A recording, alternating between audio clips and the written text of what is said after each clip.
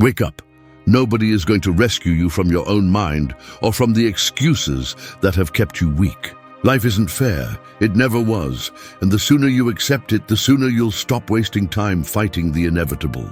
The problem isn't the chaos you face, but the fragility with which you view it. As long as you keep waiting for the world to adjust to your comfort, you'll remain a prisoner. Stoicism isn't a pretty comfort. It's a discipline for those who are tired of living at the mercy of the external. Marcus Aurelius understood this even as an emperor. He could rule an empire, but not fate. Epictetus was born a slave, and yet was freer than many powerful men, because no one could dictate what he thought or how he faced adversity. They discovered what we have almost forgotten today. Real strength is not obtained by dominating others, but by dominating yourself. We live surrounded by opinions that hurt us, by losses we didn't choose, by emotions that explode uncontrollably. We have been made to believe that our peace depends on the approval of others, on being successful, on everything going as planned. And there's the mistake. You don't lose because life is hard. You lose because you entrust your serenity to things you can't control. This video isn't meant to make you feel comfortable. It's meant to wake you up. You're not here to listen to pretty phrases, but to understand that as long as you don't take command of your mind, you'll continue adrift, reacting like a victim to every blow. It's not easy, it's not quick, but if you want true freedom, you'll have to win it from within. If you're looking for a quick way out, you won't find it here. But if you're tired of depending on everything and everyone to be at peace, listen. Because what's coming isn't theory. They're mental weapons to reclaim your inner sovereignty and stop being a slave to what you can't control. 1. Strengthen your mind upon awakening. The first enemy you face each day is not outside, it's in your own mind. As soon as you open your eyes, the world already demands from you messages, tasks, worries, opinions. If you let all of that be the first thing that enters your head, you've already lost the battle before getting up. That's why the Stoics placed so much importance on the moment of awakening. They saw it as sacred ground, the instant in which you decide who rules your day, you or chaos. Marcus Aurelius wrote every morning to remind himself that the world could be unfair, that he would encounter difficult people, that fate would not always be kind. He didn't do it to discourage himself, but to shield his mind from the start, to go out prepared. Think about this. If the most powerful man in the empire needed to train his mind upon awakening, why do you think you can start the day without doing so? Strengthening your mind upon awakening means that before touching the phone, before looking at social media, you choose to master your thought. It's an act of discipline and self-respect. It's not about having a perfect routine. It's about assuming that the first minutes of your day are the moment in which you decide whether you're going to react like anyone else or move like someone with a clear purpose. When you wake up, sit in silence for a moment.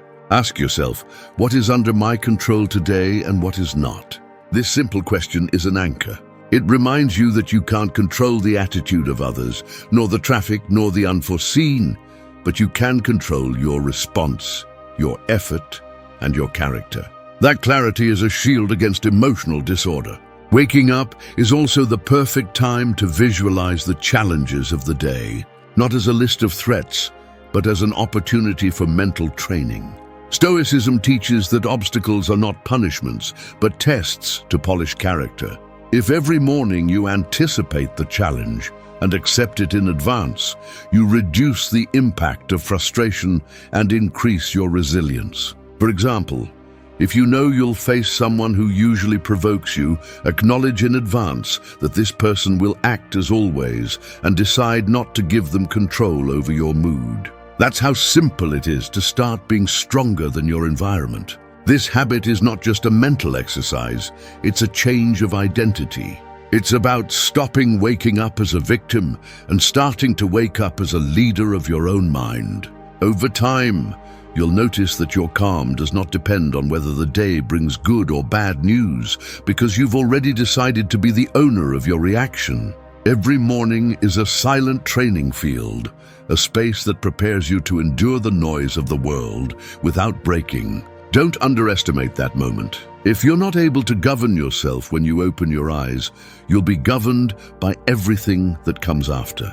So tomorrow, when you wake up, remember that your first task is not to look at the clock or the notifications.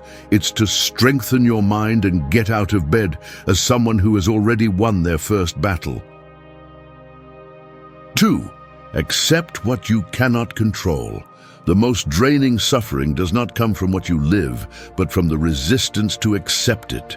We spend our lives fighting against things that are not in our hands, the weather that ruins a plan, the injustice of someone who betrays us, the opinion of others that we cannot change, even the passage of time that steals what we love.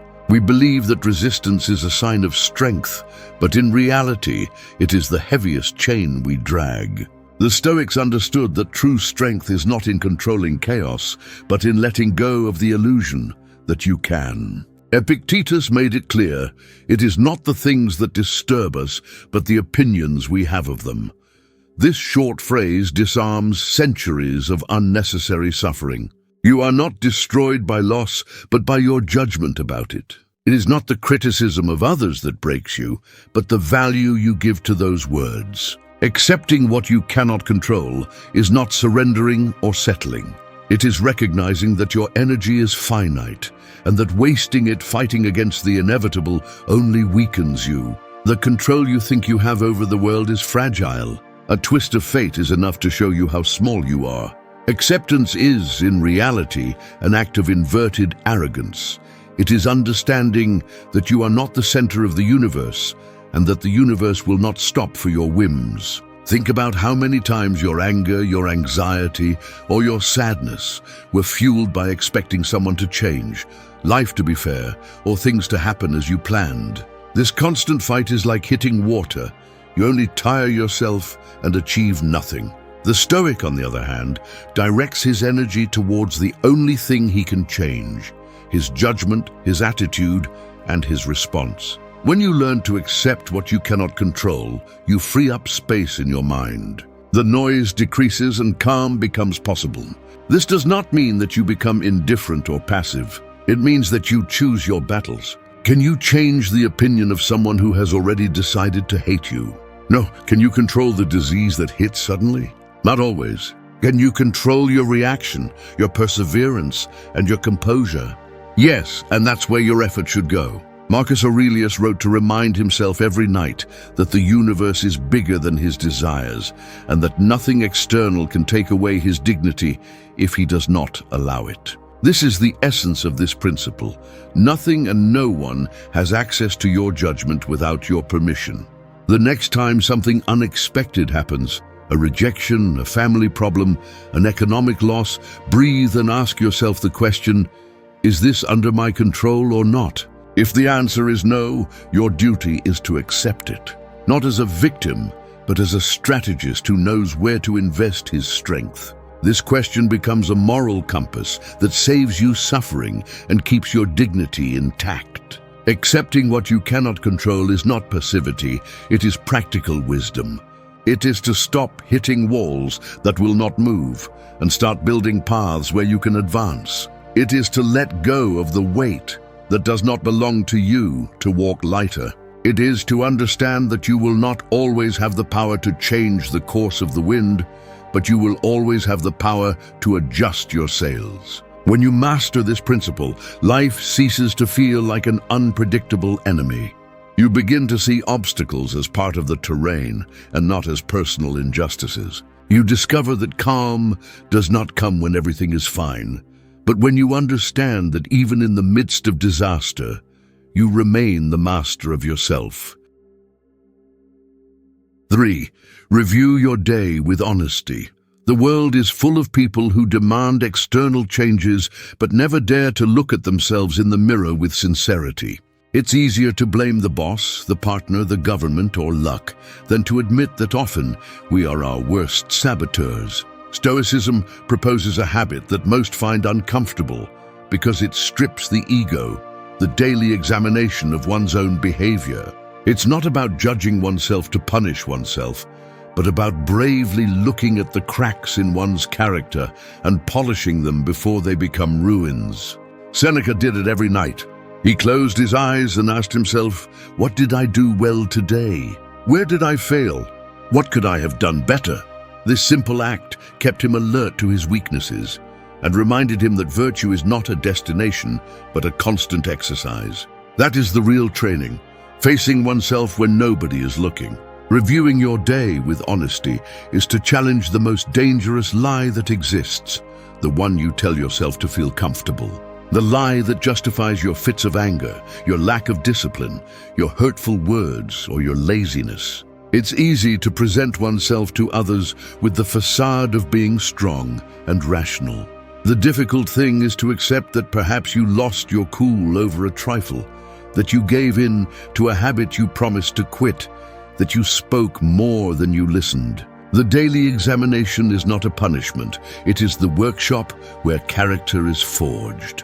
When reviewing your day, you are not looking to humiliate yourself. You are looking to understand yourself. If you deceive yourself about who you are, you will never know what you need to correct. Honesty is the scalpel that cuts through illusion to expose the truth. Start this practice at the end of each day. Sit in silence, away from distractions. Ask yourself bluntly, did I live today as the person I want to become?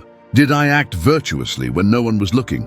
Did I allow my emotions to dominate my decisions? Don't look for pleasant answers, look for real answers. You will see patterns that repeat, the same triggers of anger, the same excuses to procrastinate, the same fears disguised as prudence. That's where change begins. Each day gives you an opportunity to polish the man or woman you will be tomorrow. Stoicism teaches that those who do not examine their lives live on autopilot, and an automatic life is not free, it is reactive. Review your actions not to boast about your achievements or to lament your mistakes, but to adjust your course. This is how small deviations do not become major catastrophes. At first, you will feel resistance. Nobody likes to face their shadows. But the more you do it, the lighter the weight becomes, because you stop living with the burden of self-deception. Serenity grows when you know that, although the world is in disarray,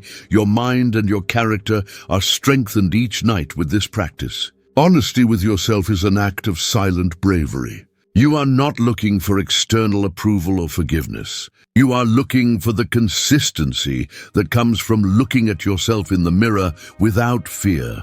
Those who review themselves every day learn to correct themselves before life has to do it with harder blows. Make this habit a nightly ritual. Close the day knowing what you did well to repeat it and what you need to correct tomorrow to improve. This discipline may not be noticeable immediately, but over time, it will make you stronger, more serene, and more in control of yourself. Those who are not afraid to look at their flaws stop being prisoners of them. 4. Protect your inner calm. True strength is not measured by muscles or by the loudest voice in the room. It is measured by the calm you maintain when everything around you screams chaos. You may have money, power, or knowledge, but if you lose your calm at the first setback, you're still fragile. Stoicism teaches that inner calm is not a luxury, it is a duty. It is the invisible wall that separates you from being swept away by external storms. We live in a world that seeks to provoke you. The news exaggerates problems to keep you alert. Social media floods you with comparisons that rob you of peace. People close to you sometimes unload their frustrations onto you. If you do not shield your interior, every small stimulus will be enough to knock you off your center. Calm is not something that magically appears. It is a state that is built with discipline and daily vigilance. Marcus Aurelius, in the midst of wars, political betrayals, and family losses, wrote, "The soul is dyed the color of its thoughts." With this, he reminded us that no matter how turbulent the environment, what really harms or strengthens is what you allow to dwell within you. If you let anger, envy, and fear dominate your thoughts, no matter what you achieve outside, you are already defeated inside. Protecting your inner calm begins by recognizing that not everything deserves your reaction. Every time you impulsively respond to a provocation, you surrender your power. Not every comment needs a reply. Not every offense deserves a wound. Not every problem demands an emotional storm. Learning to ignore what does not build is an art that is trained. And every time you choose silence over explosion, you strengthen that calm. Do not confuse calm with weakness. Being calm does not mean allowing abuses or silencing injustices. It means acting with clarity, not with blind rage. Rage clouds judgment, calm sharpens it. It is the warrior who evaluates the terrain before advancing, not the one who charges blindly at the enemy. To cultivate that calm, you need to protect the boundaries of your mind. Start by reducing the noise you let in. Less news that only seeks to scare you, less networks that compare you with unreal lives, less conversations that only feed complaint and gossip. What you consume shapes your inner state, and you cannot demand serenity if you feed your mind with chaos. Another key aspect is learning to breathe before reacting. It may sound simple, but it is a powerful weapon. When you feel a strong emotion pushing you to explode, stop, breathe deeply, and remember, this does not deserve control of my peace. This small pause ritual transforms impulsive reactions into conscious responses. Protecting your calm also involves having an internal space to take refuge in. It can be a brief moment of meditation, a solitary walk, a journal where you unload what burdens you. Do not wait for the world to become peaceful. Create a refuge within you that no one can invade. Inner calm is your greatest act of rebellion in a world that lives in constant agitation. It is refusing to let others dictate your emotional state. It is the shield that keeps you firm when the environment seeks to break you. Whoever protects their calm learns that there is no external provocation capable of robbing them of their dignity. They may lose everything except control of their spirit. And as long as they maintain that silent strength, they will never truly be defeated. 5. Feel the pain, not the wound. Pain is inevitable, but the suffering that consumes us is often a silent choice. Life, sooner or later, will take something away from you. A relationship, an opportunity, health, a loved one.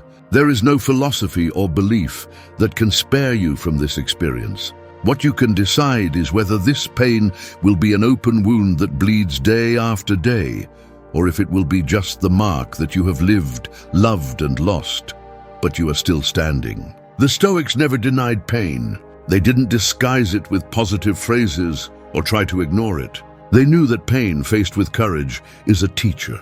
The wound, on the other hand, is pain turned into resentment, into self-pity, into a poison that feeds on the past. That is the difference you must learn to recognize. Feeling the blow is human.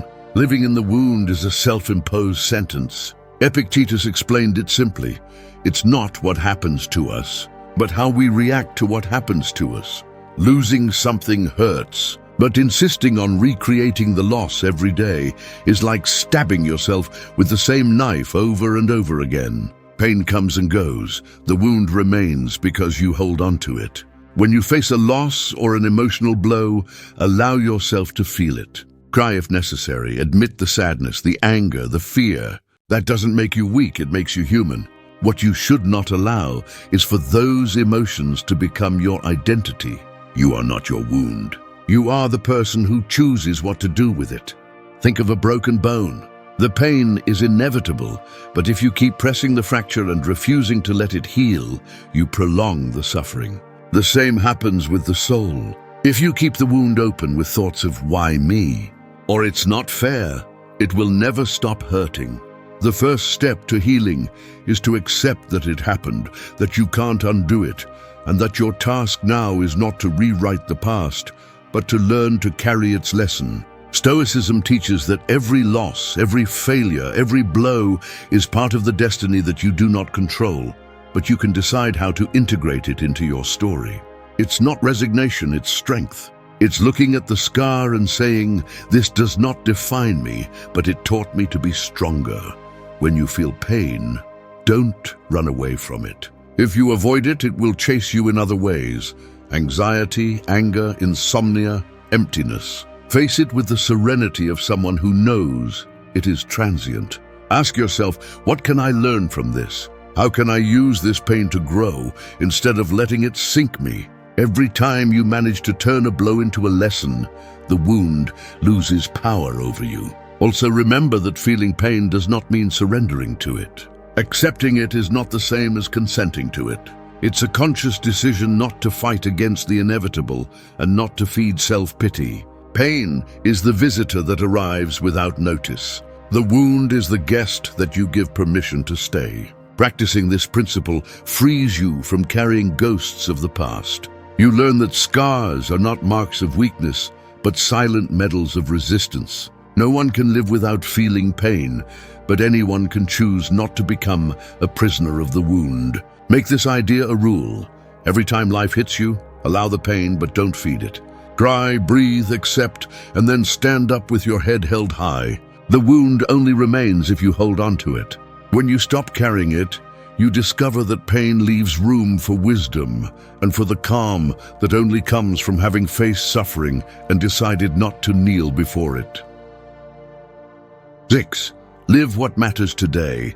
Every day you spend waiting for the perfect moment is a lost day that will never return. You convince yourself that tomorrow there will be more time, more energy, more motivation, but tomorrow does not exist. You only have this instant, and you are wasting it on illusions. Stoicism is not a cult to the future or a nostalgia for the past. It is a philosophy that hits you with the truth.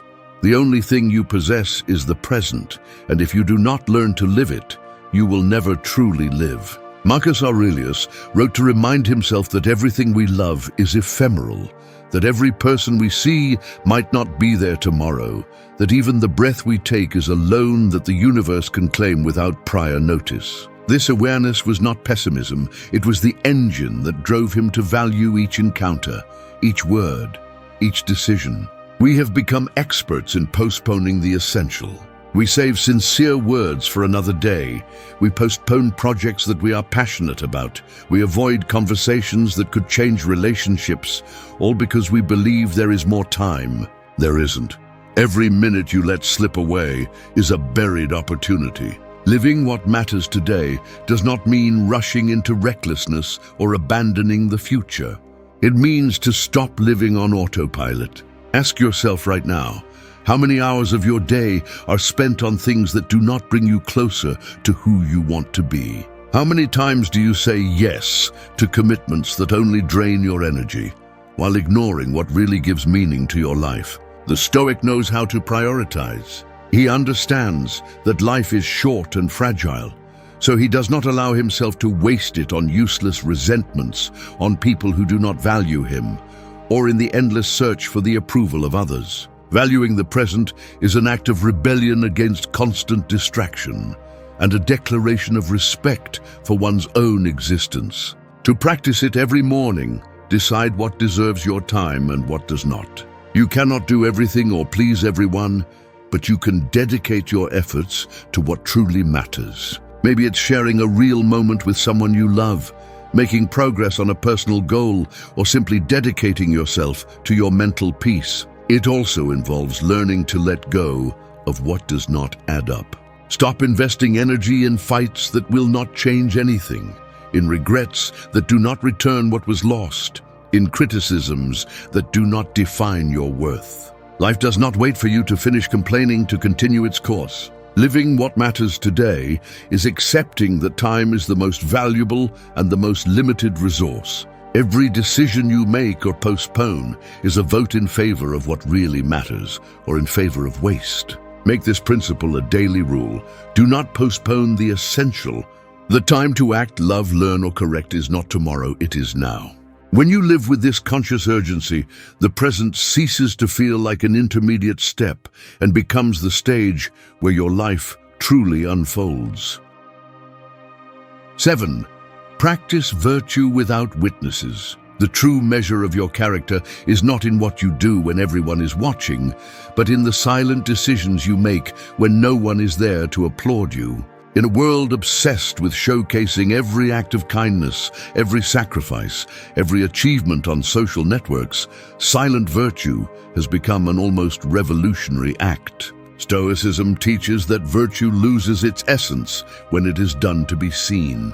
Marcus Aurelius was an emperor, and yet he wrote to remind himself that power and praise were dangerous distractions. He knew that valuable acts do not need witnesses. What matters is whether your conscience is at peace with what you do, even if no one recognizes it. External approval is fragile. It changes with the opinion of the day.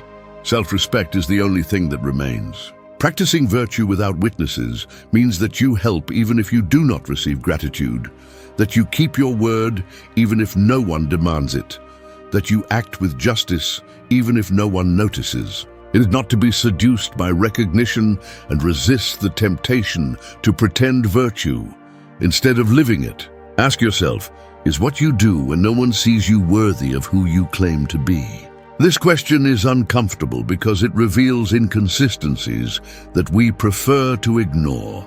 Perhaps you strive to appear patient in public but explode with your loved ones. Maybe you talk about respect and discipline, but give in to the first impulse when you're alone. Stoic training does not seek to produce applause. It seeks to forge consistency. If your actions change depending on who is watching, you are not master of yourself. You are slave to expectations. True virtue is the one you practice even when there is no immediate reward or judging eyes. To live this principle, start with simple gestures. Be honest even in small things, like not taking advantage of a situation just because no one will notice. Maintain your discipline even if no one congratulates you. Be kind without expecting anything in return. Over time, you will notice that the satisfaction that comes from your own respect is much deeper than any superficial praise. Remember that the Stoic values integrity over appearance. Living this way may make you seem indifferent to praise, but in reality it is liberating. When you don't need approval, you stop living to please others and start living to honor your own conscience. The modern world confuses visibility with value, but solid character is forged in the darkness, where only your judgment is witness. Every silent choice you make is a brick in the construction of your inner fortress. Make this habit a daily practice. Ask yourself at the end of each day if you acted according to your principles even when no one was watching. If the answer is yes, you have lived with consistency. If not, you know where to work tomorrow. Practicing virtue without witnesses is a way to remember that the essential is not exhibited, it is embodied. 8. Make difficulty your teacher. Most people curse problems as if they were punishments, but Stoicism sees them as a training ground. There is no strength built in comfort. Difficulty is the chisel that shapes character, the fire that hardens metal, the friction that polishes the stone. What bothers you today is actually the place where your mind can grow. Marcus Aurelius wrote, "The impediment to action advances action. What stands in the way becomes the way." This idea breaks common thinking. It's not about waiting for obstacles to disappear, but about using them as stepping stones. Every problem you face can be one more complaint on your list, or a lesson that makes you more resilient. You decide. Remember, the moments that marked you the most were not the easy ones, but those that pushed you to the limit. The rejection that forced you to improve. The failure that taught you humility. The loss that made you value what really matters. Every blow that seemed to destroy you was actually a harsh teacher, showing you what you're made of. The mistake is to resist the learning that pain brings. We focus so much on the damage that we forget to look at the lesson. The Stoic doesn't ask useless questions like, "Why me?" But what can I learn from this? That simple shift in focus transforms adversity into valuable training. Adopting this mindset doesn't mean denying suffering. Accept that it hurts, but don't get stuck in the pain. Ask yourself what skill, what patience, what strength you can develop thanks to what you're facing now. Every time you manage to stay calm in the midst of chaos, you refine your mettle. Every time you get up after falling, you strengthen your will. Imagine you're a soldier training in rain, cold, and mud. If you complain about the conditions, you don't improve. If you understand that they are part of your preparation, you come back stronger. That's how life works. It's not about dodging tests, but about facing them with the certainty that each one has a purpose, even if you don't see it right away. To practice this principle, start recording the challenges you faced in the day and write down what they left you. It can be as simple as the patience you gained in a long line, or the self-control you exercised by holding back an impulsive response. Recognizing the learning turns each obstacle into a small triumph. When you decide that difficulty is your teacher, you stop fearing change, loss, failure. You understand that everything that bothers can also strengthen you. Life stops being an unfair battlefield and becomes a gym where you train your soul. Make this habit a permanent attitude. Every time something stands in your way, instead of asking why, say what for. That question opens the door to resilience and closes the entrance to victimhood. Thus you transform the weight of the obstacle into the momentum that lifts you. 9. Remember death, prioritize the essential. The most uncomfortable and at the same time most liberating reminder of Stoicism is the memento mori. Remember that you are going to die. It's not a dark thought to depress you. It's a brutal call to lucidity. We behave as if time were infinite, as if we could keep postponing important conversations, pending dreams, acts of love, or reconciliations. But the truth is that each passing day is one day less, and pretending that it is not only makes us waste it. Marcus Aurelius wrote about the brevity of life so as not to forget that tomorrow is never guaranteed. That awareness kept him humble, focused, and present. Epictetus understood it in the same way. Death is not a tragedy, it is an inevitable fact that reminds us how urgent it is to live with purpose. The problem is that we avoid thinking about death because it makes us uncomfortable. We distract ourselves with the trivial. We give importance to absurd discussions. We feed resentments as if we were eternal. When someone close dies, only then does reality hit us. Everything could have ended yesterday, and yet we choose to live as if it were not so. Remembering death is an act of clarity, not of fear. Every time you feel that you are wasting time on things that do not add up, remind yourself, I will not be here forever. That phrase, far from sinking you, wakes you up. It forces you to let go of what doesn't matter.